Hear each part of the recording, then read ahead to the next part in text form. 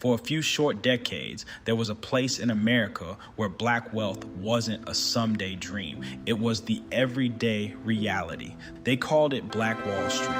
Block after block of black-owned banks, hotels, and theaters. A whole city inside a city, built by people who, one generation earlier, had been enslaved. And then, in less than a single day, a mob burned it to the ground. But here's the part almost no one learns. Black Wall Street wasn't destroyed once. It was destroyed twice. It began in 1906 in Tulsa, Oklahoma. A man named O.W. Gurley, the son of freed slaves, bought 40 acres of land and made one deliberate rule. He would sell it only to other black families. He called the neighborhood Greenwood, and alongside a sharp young lawyer named J.B. Stradford, Gurley started building something this country had never really allowed to exist. The timing was everything. Tulsa was an oil boom town. Money was everywhere, but segregation locked black residents out of the white side of town. So Greenwood built its own everything. And here's the genius of it.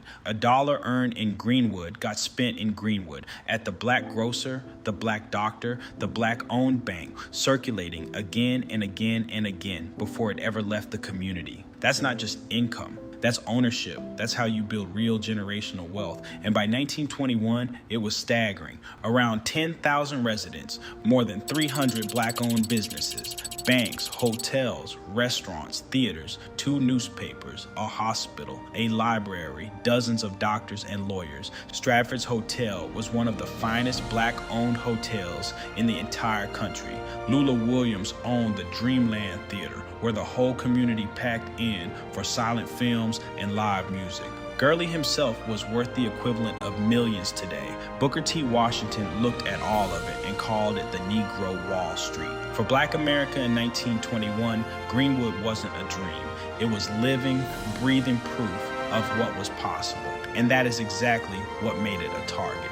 On May 31st, 1921, a young black man named Dick Rowland was accused of assaulting a white woman in an elevator, a charge that was quietly dropped soon after, but the rumor was already loose. A white mob, thousands strong, crossed the railroad tracks into Greenwood. Over the next 18 hours, they burned 35 city blocks to the ground. More than 1,000 homes and businesses gone. Nearly 10,000 people left homeless in a single night. The official death toll was 39. Historians believe the true number may be as high as 300. Decades of work erased before sunrise, and not one resident was ever paid a cent. The insurance companies called it a riot and denied every single claim. And then came the cruelest twist of all. A grand jury investigated the massacre and blamed the black residents themselves. No one was ever convicted. No one was ever held to account. But here's what they leave out of the story. Greenwood did not stay down, and the city did everything it could to keep it there, rushing through new fire codes designed to make rebuilding too expensive to even attempt. So a Greenwood lawyer named B.C. Franklin set up his law office in a tent on the ashes and took the city to court. And he won. Brick by brick, the survivors came back. By the 1940s, Black Wall Street had risen a second time.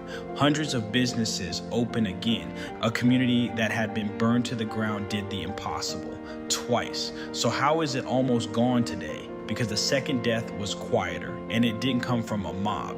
It came from policy. When integration finally arrived, black dollars could be spent anywhere, and they were slowly draining the closed economy that had made Greenwood so strong. Then, in the name of urban renewal, the city ran a highway directly through the heart of the district.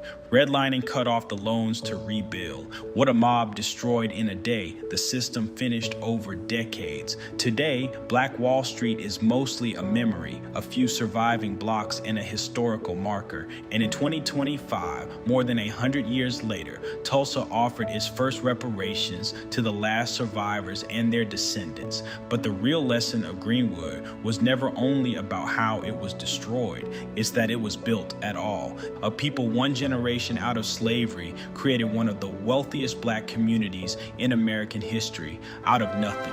So the question that still lingers isn't really what they lost. It's what it might have become if they had only been left alone. If this is the kind of history you wish someone had taught you, subscribe. There's a whole world of it here, and I'll see you in the next one.